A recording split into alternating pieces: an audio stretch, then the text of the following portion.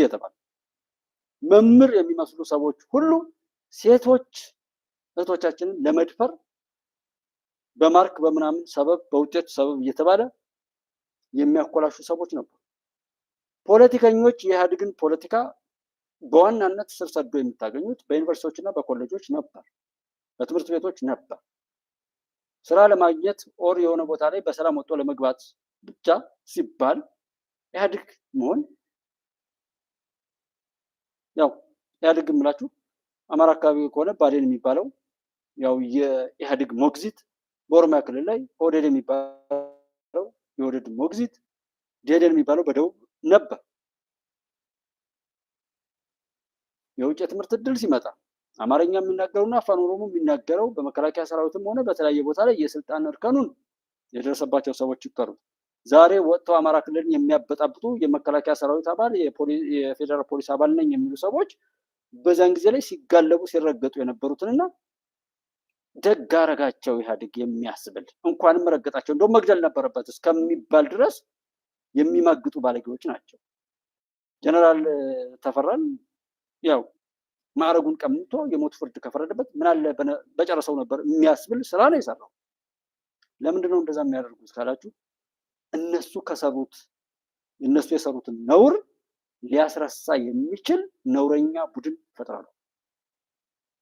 ለምሳሌ ጡት ቆረጣ፣ ለዛሬው ርዕሳችን ላይ ጡት ተቆረጠ ፖለቲካ ላይ ያላችሁ ወንድሞች አኖሌ ሐውልት ተሰርቶ እዛ አካባቢ ላይ መሰረተ ልማት ከማልማት ይልቅ ጥላቻን በሐውልት ያረጋገጠ ስርዓት መጽሐፍ ተጽፎ የሆነን ስርዓት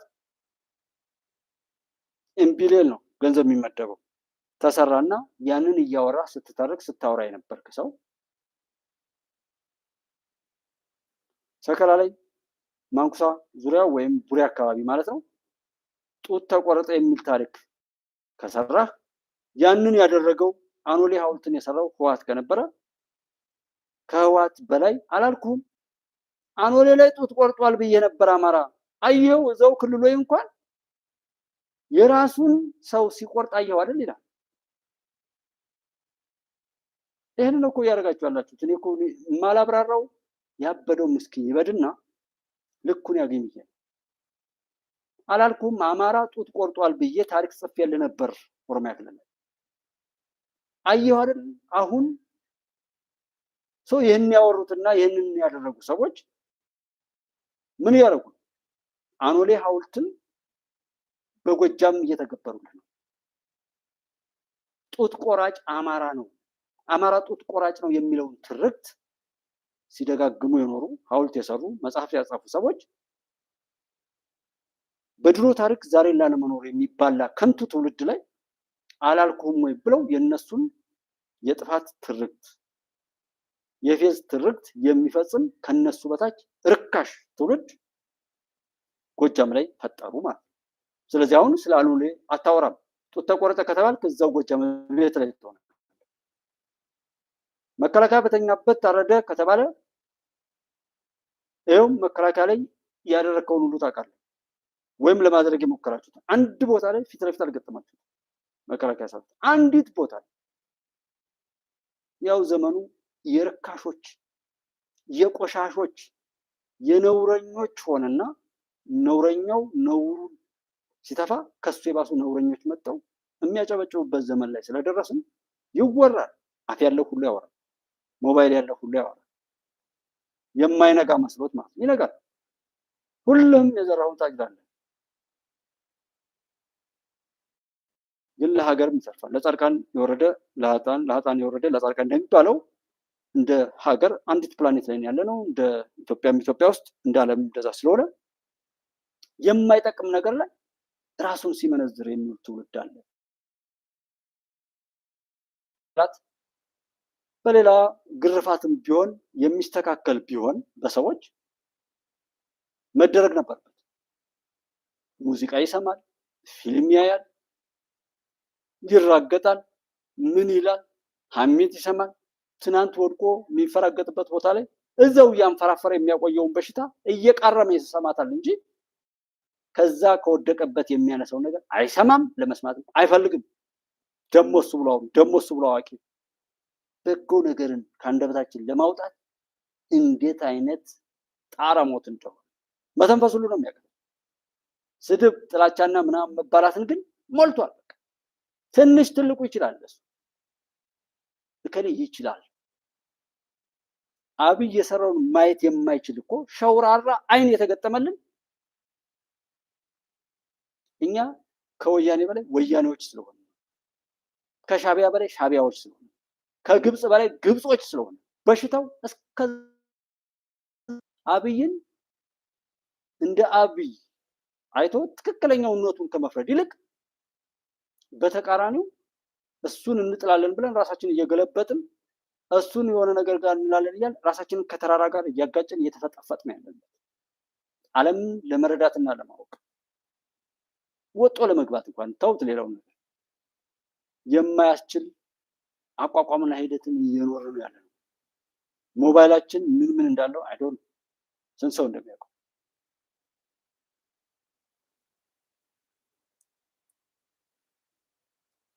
እንዲህ አይነት ከኢህአዴግ በላይ ኢህአዴግ ከወያኔ በላይ ዋን እንደዛ ተብሎ እንጂ የሚያሳስብ ነበር ወይ?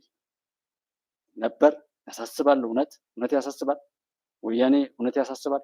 ግብፅ ታሳስባለች። ችግራችን እሱ ነው አይደለም።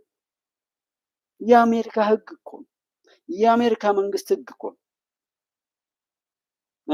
የኢትዮጵያ ደግሞ ህግ ቢሰራም አይሰራም። በዛ ልክ የተንሸዋረረ እሳቤን አመለካከት ያችን ምናምን ማለት እንደዛው ነው። እውነትን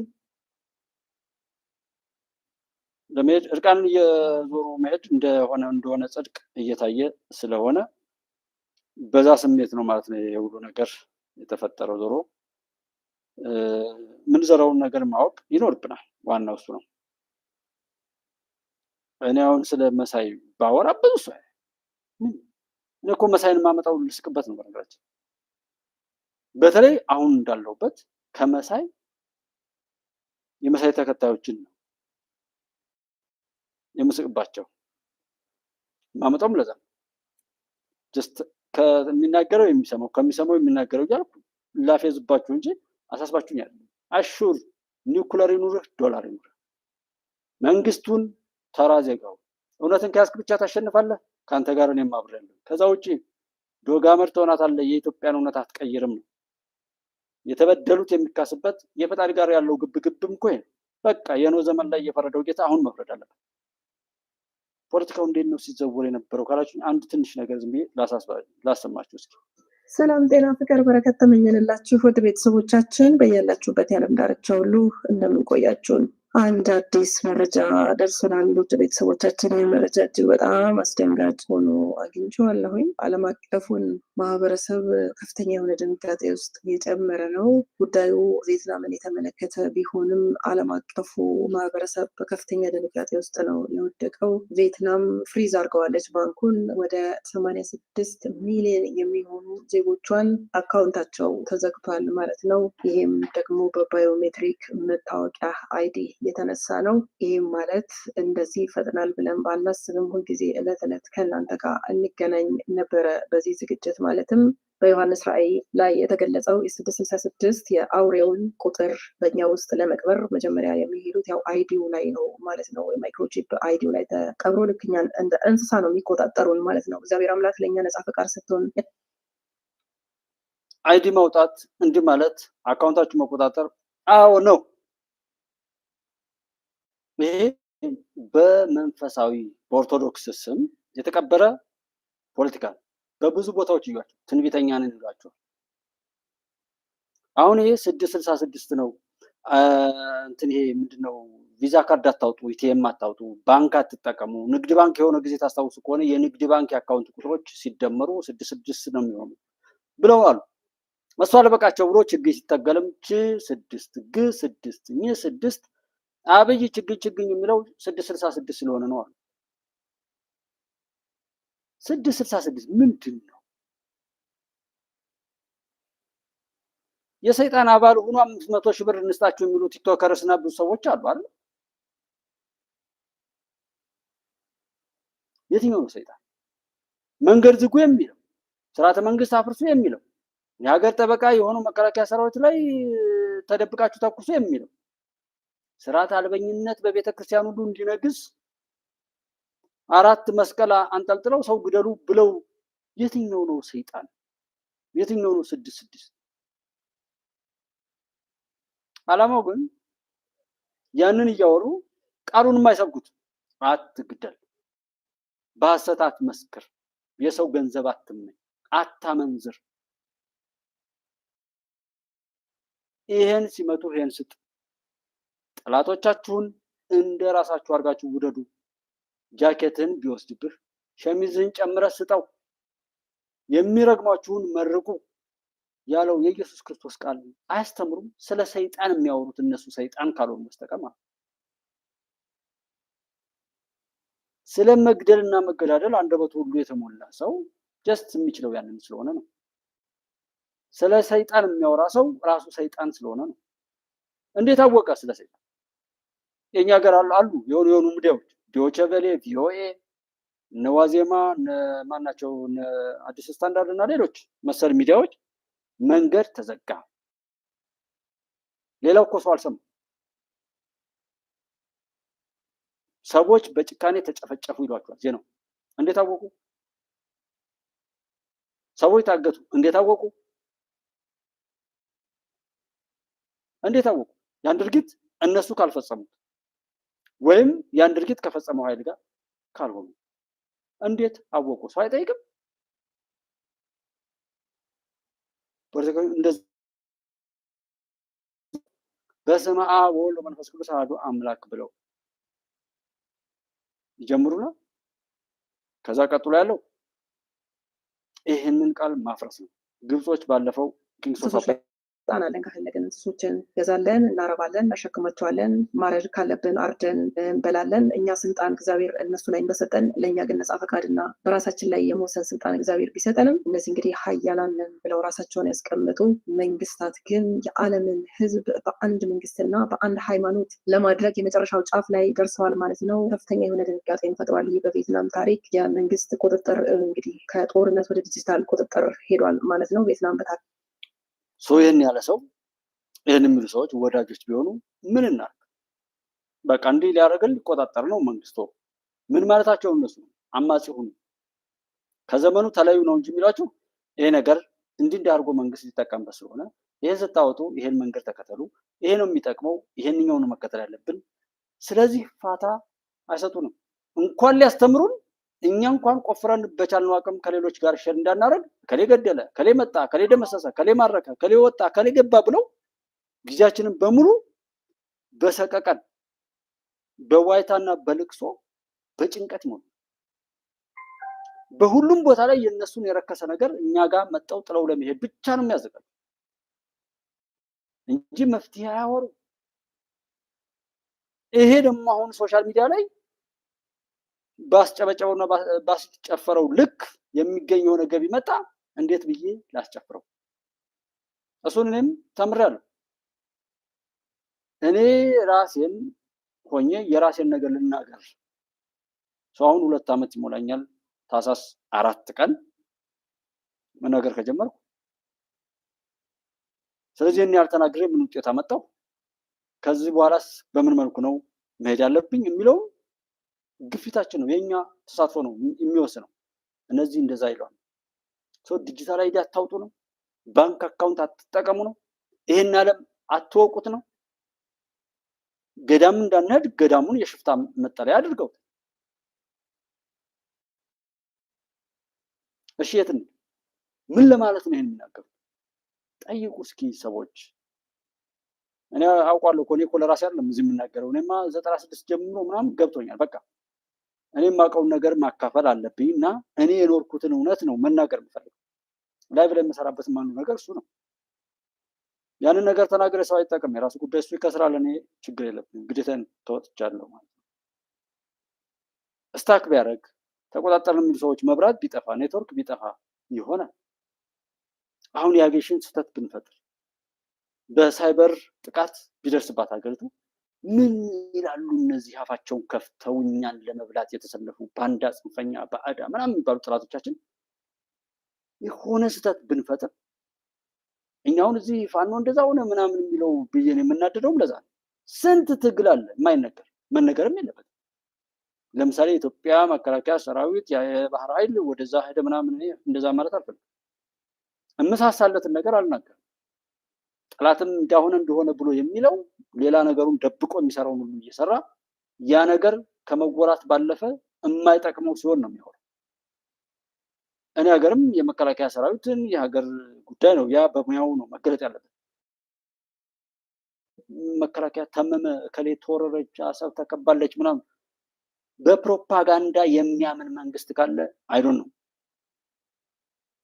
መጀመሪያ መጥፋት አለበት። የኢትዮጵያ መከላከያ ሰራዊትም ፕሮፓጋንዲስት አለ። ኢትዮጵያውያን ካደረግነው 3-4 እጥፍ ሄደን ከዛ በኋላ ብናወራውም እንጂ ስንት ሳር ቅጠሉ ከውስጥም ከውጭም ምቀኛ ማንነት የወረሰው ብዙ ጠላት አሰልፈን የሰራዊት ወደዚህ ተመመ። እሺ የሆነ ሰራዊት ተመመ ብያችሁ የሆነ ቀን ብያችሁ ከዛ ባይሆንስ ያልኩት እንደገና አሁንም ተመመ፣ ተቆጣጠረ፣ አፈነደ፣ ኦር እንደዛ አደረገ ብዬ አሁንም አውርቼ እንደዛ ነው። ከዛ በኋላ ምንድን ነው? ለምን ዋሻለሁ? በዚህ ነው እኔ መከላከያን ማጀግ ነው? የኢትዮጵያ መከላከያ ሰራዊትስ እንዲህ በዩቲዩበር እና በፌስቡከር ወሬ ነው የሚጀግ ነው? እንዲህ አይነት ጀግንነት የሚያወሩትን ራሱ ይሄ መከላከያ ሰራዊት የሆነ ማስጠንቀቅ መቻል አለ። ያለዛማ በቃ ጨረስ ነው የሚሉትም ልክ ናቸው ማለት ነው። በቃ ከሚሰራው በላይ ይሰራል። እንኳን ዩቲዩበር ሊያውቀው በስልጣን እርከን የማይገለጡ ሲሪየስ የሆነ ነገር ቢባል ትዕዛዝ ኮማንድ ምናምን የመጠበቅ ስርዓት ቢባል መከላከያ ላይ ነው የሚፈጸሙ። ሰዎች ማወቅ ያለባቸውን ብቻ ያውቃሉ፣ በዛም ደስተኞች ናቸው። አየር ኃይል ላይ ሄደን ባየነው ላይ በሚያስተምረው መምህር በሚሄድበት መንገድ ላይ አብሮ አይሄድም። መምህር ሲመጣ ብድግ ይባላል። ያ ስነ ስርዓት ነው ያኖረን እኮ። አሁን አባቱን የሚሰድብ ባጭር ያስቀርህ የሚባል ትውልድ ነው። አባቷ እሱ ተቆጥቶ ከመመለሱ ይልቅ ሌላ ሽማግሌ ሰዎችን ሁሉ ሰብስቦ ሄዶ እንኳን አልሰማም ተብሎ የተጣለ ሰው ነው። በዚህ ነገር አገለለ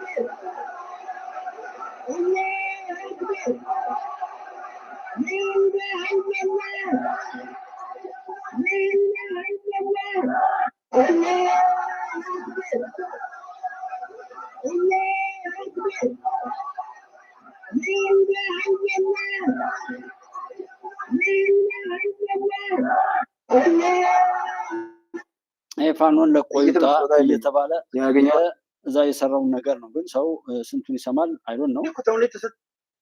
ተውኔት ተሰጥቶ ተውኔት መስራት የማይችል ሰው አብይ ሳውዲ አረቢያ ማን ነው? ዩናይትድ አረብ ኤሚሬት ነው። ዩኤኢ ፕሬዚዳንቱን ይላል። ፕሬዚዳንቱን ንጉሳዊ አስተዳዳሪውን ልዑላዊ የሚያውቀው ነገር አብይ እናቱን እናቴ ሁኚ አለ። ሚልኬሳን አስቀምጦ ከዛ ይሰማዋል። ሰው ቁጭ ብሎ ያዳምጠዋል። የሚያናደውም እኔ ደፍቄ አይደለም አብያል ያዳምጥኩት ምን ይላል ይሄ ሰውዬ ብዬ ሳይ አብይ ማንበብና መጻፍ አይችልም። አብይ መጻፍ አያነብም። እና ከየት አንጥቶ ነው ይሄንን ሁሉ የሚናገረው? በእያንዳንዱ ፓርላማ ላይ በእያንዳንዱ ነገር ላይ የሚያነጋቸው ነገሮች ከማንበብ በላይ እንደሄደ ያሳያሉ። ምንም እህል አላምጡ ማለት ይበቃል። ደግሞ ይሄን ቃል ማንበብ አይችልም። ማንበብ የማይችሉ እኮ አሉ። ሚዲያ ላይ ቀርቦ የጻፉትን ጽሁፍ ለማንበብ ሲቸገሩ ሲተፈተፉ የምናያቸው ሰዎች አሉ። ማንበብ እንደሚችልም አድብን አርጎ አሳይቷል። ሸመደደ ትለው እንደሆነ አላውቅም። የሰላም ሎሬት የተሸለም ከኢትዮጵያ ብቸኛ ሰው ማንበብ አይችልም ማለት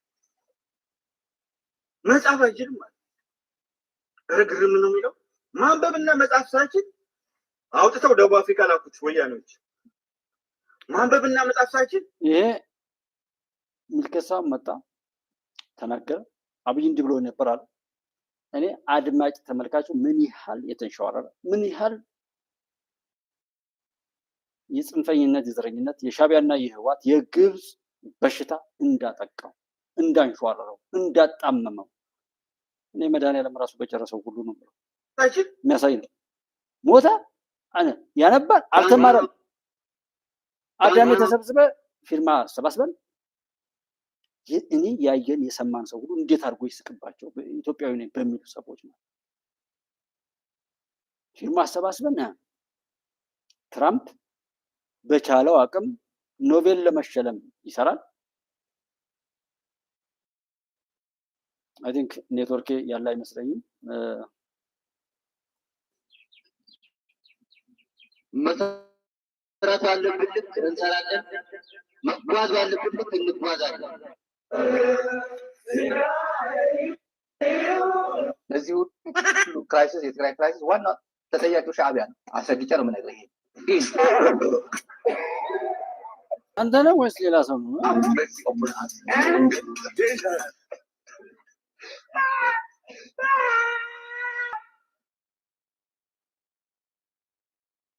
የባሰው ነው የመጣው መሰለኝ።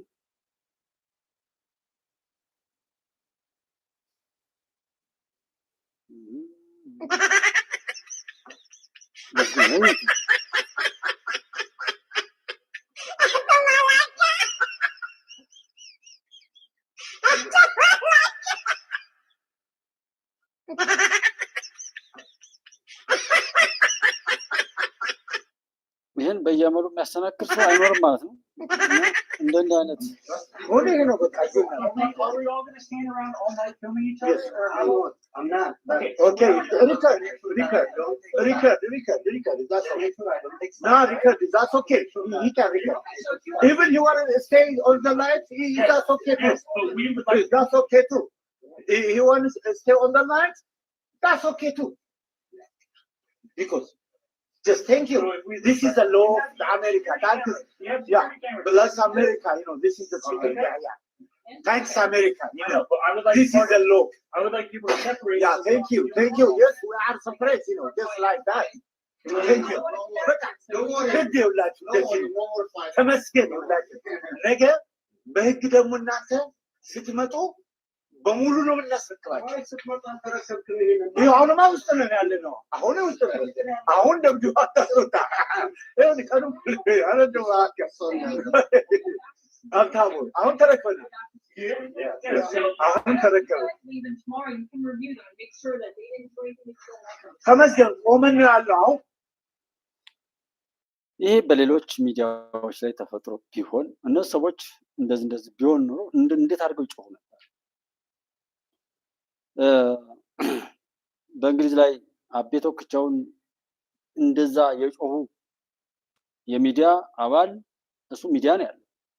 በዛ ላይ አቤ ደግሞ በጣም በተቻለ አቅም እኛ ሁሉ እስክንናደድ ድረስ ትዕግስት የሚያበዛ የሰደቡትን ሰዎች ራሱ በቃ ለሆነ ነገር የሚቀይር አይነት ልጅ ነው። እሱን እንደዛ ብለው ያሉ ሰዎች አብይን ቢያገኙት ምን ሊሆኑ ነበር? በዛ ልክ ወና ሆነው ይጮሁ የነበሩ ሰዎች በዚህ ልክ እየተፈረካከሱ መሄዳቸው እንደ ፈጣሪ በግሌ አልፈረደም። እንደውም መሬቱን ያሉበትን መሬት ሁሉ ነበር መገልበጥ የነበረበት እንደ ፈጣሪ። እነዚህ ሰዎች በተናገሩት ስንት ሰው ነው የሞተው? ስንት ደም ፈሰሰ? ስንት ንብረት ወደመ? የኢትዮጵያ ገጽታ ምን ያህል ተበላሸ? እነዚህ ሰዎች በተናገሩት ነገር ስንት ትዳር ፈረሰ? ስንት ሰው ስራ አጣ? ስንት ሰው ስቃይ ውስጥ ገባ? ብዙ የመከራ የሰቆቃ አይነት ነው።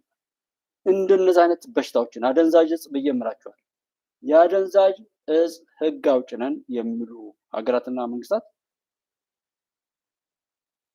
ለምንድን ነው እንደነዚህ አይነት ሰዎችን ቤታቸው አስቀምጠው የሚሰሩት? ከእንደነዚህ አይነት ሰዎች በላይ አደንዛዥ እጽ አላት ወይ? አለ ከመሳይ በላይ አደንዛዥ እጽ፣ ከሀብታሙ አያሌው በላይ አደንዛዥ እጽ፣ ከደረጀ በላይ አደንዛዥ እጽ እና መሰል ጽንፍን ከሚተፉና ከሚኖሩ ሰዎች በላይ አደንዛዥ እጽ ዓለም አላት። መድኃኒዓለም የዘሩትን ያሳጭዳቸው። እንደ ፈጣሪ ቢሆን ይሄ እንደዚህ መበጣበጣቸው አይደለም። ያሉበትን መሬት ሁሉ ነው መገልበጥ ወይም እሳት ማዝነብ ያለበት ፈጣሪ። እኔ ፈጣሪ ጋር ነው ችግሩ። በኖህ ዘመን ከፈረደ በገሞራና ሰዶም ላይ ከተማ ላይ ያንን ቅጣት አወረደ ከተባለ ዛሬ መቀጣት ያለባቸው ብዙ ሀገራት ሁሉ ነገር አይወራም ብለን ስለያዝነው ነው እንጂ ግቦ ጫካ ያወረደው ሁሉ እኮ ጀግና አይደለም። ያወራ ሁሉም ደግሞ አዋቂም አይደለም። ምን ታወሪያለሽ? ስንት ነፍጥ አንግቦ ደረቱን ነፍቶ ማለት ነው ሰው እያገተ 300 እና 400 ሺህ ብር ሚሊዮን እየተቀበለ እኮ በፋኖ ስም የሚነግር ስንት አለ እኮ። አታውቁም? እንደው ሴት ልጅ እኔ የፋይናንስ ቀውስ በተመለከተኛ ላይ ሴት ልጅ እሁድ ቅዳሜ እኔ ሴት ልጅ ረጋ ስትል ገላጋይ ስትሆን ታምራለች። ሴት ልጅ ቁጥብ፣ ንግግሯ ቁጥብ ሲሆን ሳይለንት ስትሆን ካለባበሷ ጀምሮ ሳይለንት ስትሆን ስትረጋጋ ሌላ ሰው ሁሉ ታረጋጋለች። ሴት ልጅ ስትረበሽ የማይረበሽ ነገር የለም። ለዛ ነው ህዋት ትዳር በማፍረስ የተጠመደው። በወሊድ ምናምን መከላከል ምክንያት ሴቶች እህቶቻችን እናቶቻችንን መርዝ እየሰጠ ባህሪያቸው ጸባያቸው እንዲቀየር እያደረገ እኩልነት እያለ በእኩልነት ሰበብ ትዳራቸውን እንዳይኖሩ ልጅ በአግባቡ እንዳያሳድጉ ሲሰራ ይቺ ልጅ አሁን እንዴት እንደምትቀል በቃ ለሴት ልጅ የተሰጣትን ጸጋና ክብር ያጣች በጣም የተረገመች ልጅ ናት። አፏ መስፋቱ ጮቷ ማስጠላቱ ነው። ግን ማንም መዱ የሚያወካበት ነገር ሆኖ ስታዩት ባለፈው ኤርትራዊቷን አይታችኋታል። ተዘዘዘዘዘ የሚል የሆነ ኃጢአተኞች የሚስቁት ሳቃል። ቅዳሜ ቤተክርስቲያን የምንስበው ገበሬዎች ሰኞ እስከ ዓርብ 24 ሰዓት እንደ ጊኒደር ሰርተን የምንበላው ገበሬዎች በጣም ተሰቅቀን ያለ ነው። ተቸግረን ያለ ነው። የቸግረን ምክንያት እንዴት ነው? ቄስ እየተገደለ ነው። የግል አካውንቱን እያዳበረ ነው። እኛ እሑድ ቅዳሜ ቤተክርስቲያን የምንስበው ገበሬዎች ሰኞ እስከ ዓርብ 24 ሰዓት እንደ ጊኒደር ሰርተን የምንበላው ገበሬዎች በጣም ተሰቅቀን ይታወቃል እኮ ይሁሉ ጀነራል ጻድቃን አንድ ኢንተርቪው አድርገው አዳምጥ ነበር። የታደሰ ወረደ ጊዜ አስተዳደሩ መንግስት ይልቀቅ ስልጣን እሳቸው ራሳቸው ስልጣን ለቋረን ነው ሲሮጥ የመጡት። አንዱም ተጠያቂ እኮ ናቸው። ህግ ቢሆን ፍትህ ቢኖር ኢትዮጵያ ውስጥ አንዱም ተጠያቂዎች እኮ ነጌታቸው ጻድቃን ነበር። አብረው ከ600,000 በላይ ልጆች እንዳለቁ ታውቂያለሽ። በዚህ ጦርነት የዓለም አቀፍ ገለልተኛ አካላት ይገኛል። ከግማ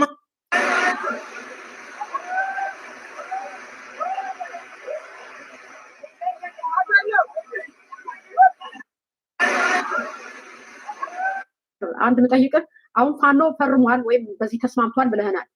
እንግዲህ ፋኖ ማለት ዘመነ ካሴ፣ አስረስና ምሬ ወዳጆው እንደውም ሌሎቹ ናቸው። እነኛ አሁን ትንሽ ፊደል የቆጠሩ የተማሩ ናቸው እና ኢትዮጵያ እንደምታፈርሱ ሰነዱን አሳይታችኋቸው ወይም ራሳቸው ተስማምተውበት ሰነዱ ላይ ፈርመዋል ወይ ነው ጥያቄው። ለዛ ነው ዳያሎግ ያልኩ። ሌላው ጥያቄ እኔ አንድ ነገር ልንገርሽ፣ ሞጣ ቃል ከገባልኝ ቪዲዮ ላክላት መቀሌ ሆስፒታል አይደር ሆስፒታል ሆኖ የፋኖ አመራሮች የተሞቱትን ላክለት ቃል ከገባልኝ እንትን ማታወጣ ኖ አንድ ደርሶኛል።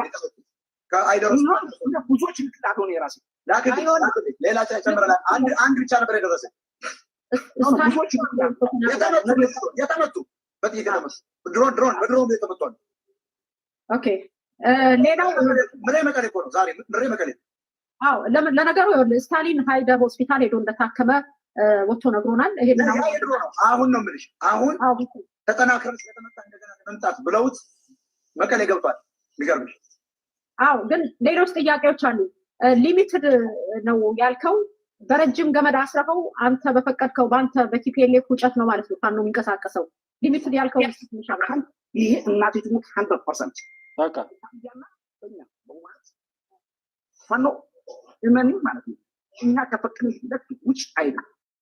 በቃ አዎ እናንተ ዋን ዌይ ነው ቲኬቱ ስል ብዙ ጊዜ እዚህ ገለፍት ነበር አይደለም። ለምን ማዋሸው ኮማንደር ይኸውልህ ቲኬቱ ዋን ዌይ ነው። እነ ዘመነ ካሴ ኦልሬዲ ጥያቄ ልጠይቅህ። ኢትዮጵያን ካፈረስከው እኮ 35 ዓመት ነው። ምኑን ኢትዮጵያን ልታፈርስ? የፈረሰ ሀገር ነው ፈርሷል። ጨርስና ፍርሰዋልና የሳሉትን ካርታ ሲወስዱ ነው። አሁን ይኸውልህ ወልቃይትና ራያን ፈርመዋል ብሏል። እነኚህ ሰዎች አሁን እናንተ መልምላችሁ ያስቀመጧቸው የእናንተ ወይም በሌላ በጋጦጥ አባባል የእናንተ ገበሮች ናቸው ወይም የእናንተ ማንኛው በዚህ ሰዓት ማንኛው የፋኖ አመራር ወጥተው ስለ ወልቃይትና ስለ ራያ ይናገራል? አዎ ግን በየትኛው ያውቃል ግን እንደምትጽፉት ለዚህ ኮን ማንኛው የማራ ስለወጭና ስለራያ መናገር መብት የለውም። አዎ ይሄ ስለሆነ እንደዚህ ሰዎች አስረግጬ እናንተ ኮማንዶ አንዴ እዚህ ጋር አሁን ያልከውን በእናንተ ኮማንዶ ስር ስለሆኑ በእናንተ ግዛት ስር አገዛዝ ስር ስለሆኑ በየትኛው ማንዴታቸው ነው ለእናንተ የሚፈርሙት? ሲጀመር እኮ የእናንተው ሰዎች ናቸው። ወልቃይትና ራያን እንደ አማራ እኔ እንደ አማራ እነኚህ ገረዶቻችሁ በምን ማንዴት ፈረሙ? እኔ አልወከልኳቸውም እንደ አማራ ለትግራይ እንዲሰጥ ብዬ እና ይህንን እንዴት ታያለ? ምክንያቱም ስለእናንተ ቢናገሩ ቢተነፍሱ እንኳን እና ኢትዮጵያ እንትን እና ሀብታሙ አያሌው እንኳ በእናንተ ቀኝ ግዛት ስር እንደሆኑ የምናውቀውን የደገምከው እሱ ነው። ሌላ ያልከው ጦርነቱ እዛ እንዲቆይ እንፈልጋለን ብለሃል። በዚህ አጋጣሚ አንድ ነገር ልላክላችሁ ለሁለታችሁ ከፈለጋችሁ ሀብታሙ አያሌው ከማን ጋር እንደሚገናኝ ከነ ፎቶው ጭምር ከነ ቪዲዮ ጭምር ልላክላችሁ። ከማን ጋር ሀብታሙ አያሌው እጅ በፈንጭ በቪዲዮ ልላክላችሁ ከፈለጋችሁ። እሺ ከዛ ውጪ ሌላ መስከረም አበራም የእናንተ ምልምል ናት አይደል? ታዲያስ ቻለው እኔ ለምንድን ነው እዚህ ጋር ግልጽ ነው የምናገረው? እውነቱ አሁን አፍቶ ስለወጣ ነው እንጂ ድሮ እኮ አልናገርም ነበር። ድሮ እንዳትናገር ነው። አሁን ግን መናገር ስላለብኝ ነው የምናገረው። አሁን አፍቶ ነገሮቹ ስለወጣ ነው። ተቃጠል ለምንድን ነው ዋሸው? አሁን ወደ ጦርነት እኛ እኮ እናውቃለን። ይሄን ሁሉ እኮ እኛ እናውቃለን። ገልጠነዋል። አዲስ ነገር እየነገርከን ማይቀሪ ጦርነት ነው በቃ አሁን ማለት ነው። አንድ ነገር ልንገርሽ ማለት ነው። እመንም አትመንም ጦርነቱ ይጀመራል። ጦርነቱ ብልጽግና ባይፈልገውም እንፈልገዋለን። እናንተ ፕሪቶሪያ ፈርማችኋል። በእነኚህ ገረዶቻችሁ ነው የምታስተኩሱት ነው። አንድ ነገር አለ። አሁን ሁለት ነገር አለ። እዚህ ጋር እነ ጌታቸው ረዳና እነ ጻድቃን ከአብይ አህመድ ጋር ሂደው ተወስደዋል። ሁለቱ እነሱ አፋር ታውቃለህ? ቦታ አፋር የሚባለው ክልል በአፋር ክልል ደግሞ የእነ ጌታቸው ደጋፊ የተወሰነ ሰራዊት የትግራይ ትሜት የነበረው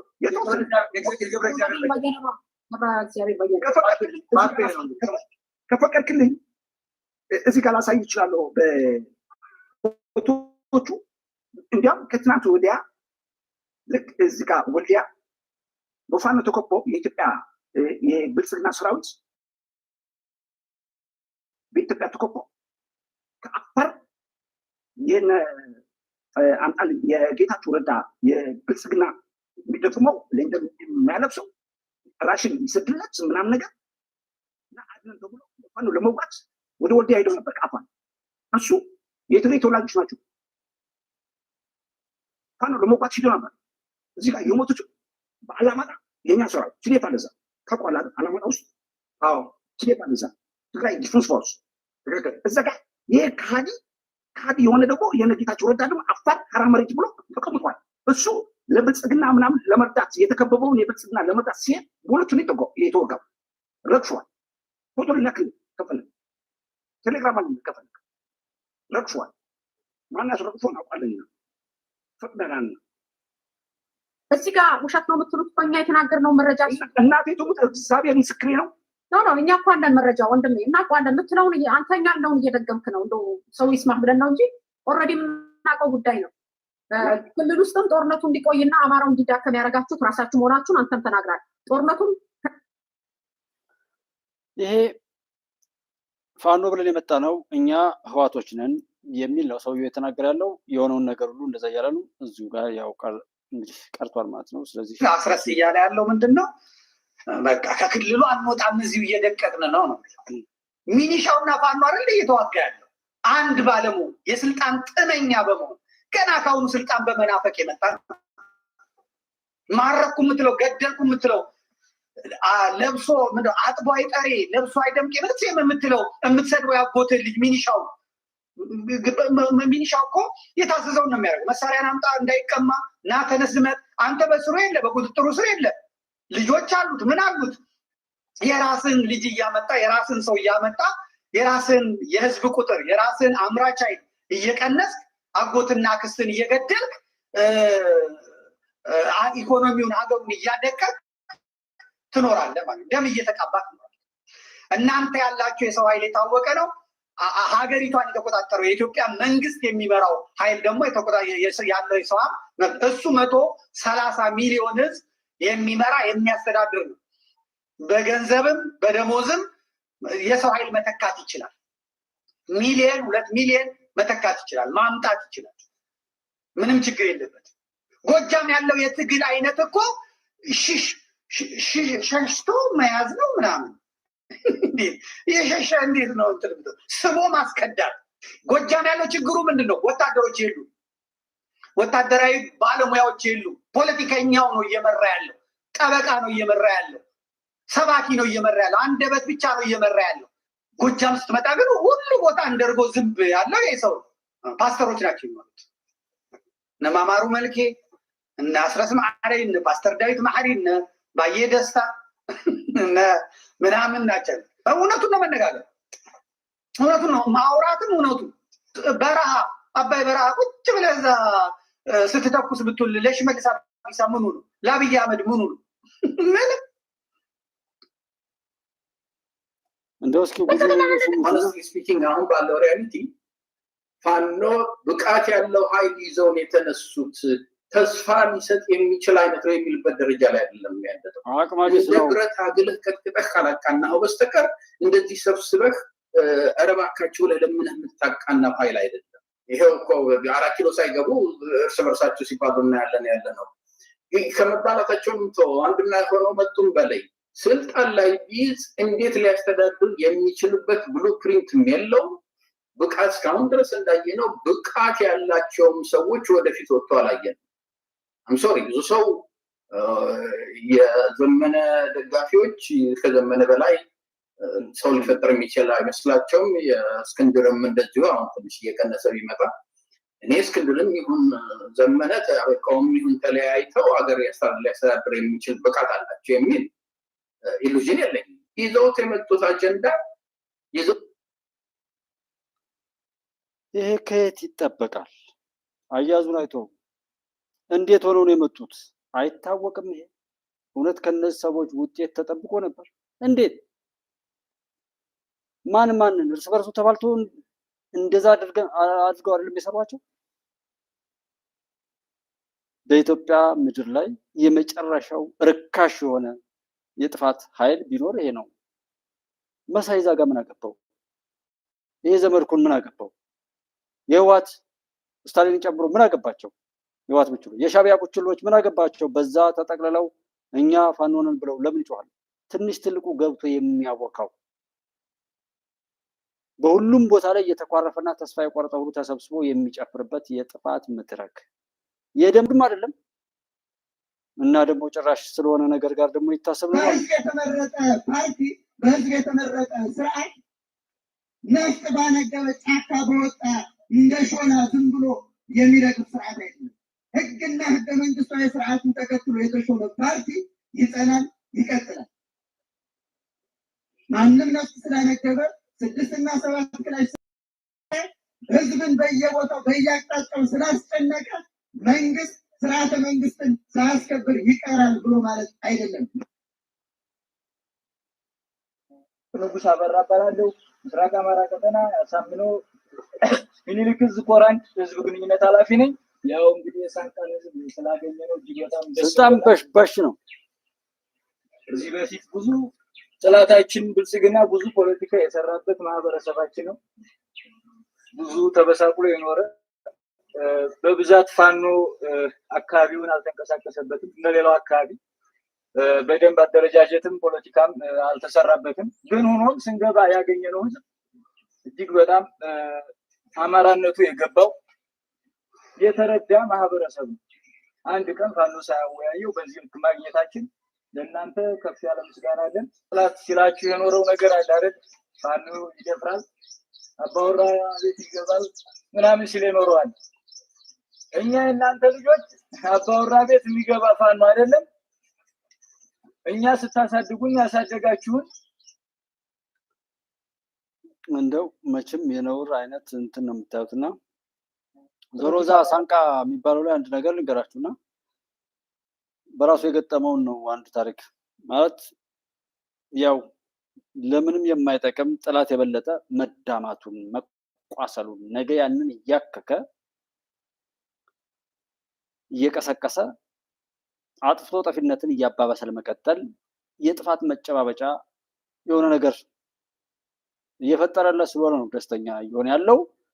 እዛ ጋር መቆየቱ ምን ማለቱን በመኪና ጭናችሁ ወደሆነ ቦታ ከዛ ክልል ላይ ብታስወጧቸው አይወጡላችሁም ሰዎች። በየቦታው የሚጮኸውም በማወቅ የሚሆን ባለማወቅ የሚጮኸው ሁሉ በቃ ከዚህ ያለፈ ነገር እንደሌለው ያውቃል። የት ቦታ ነው የሰለጠነው ወታደሩ? እኔ በዚህ ልክ ግብዝ በቁሙ ራሱን የገደለ ምላሱ የረዘመ አንገቱና ጭንቅላቱን ግን ከላዩ ላይ ቆርጦ የጣለ ትውልድ መብዛቱ የሚገርመኝም እንደዛ ነው። ኮማንዶ የሚባለው አንድ ወታደር ኮማንዶነት ጀስት በስልጠና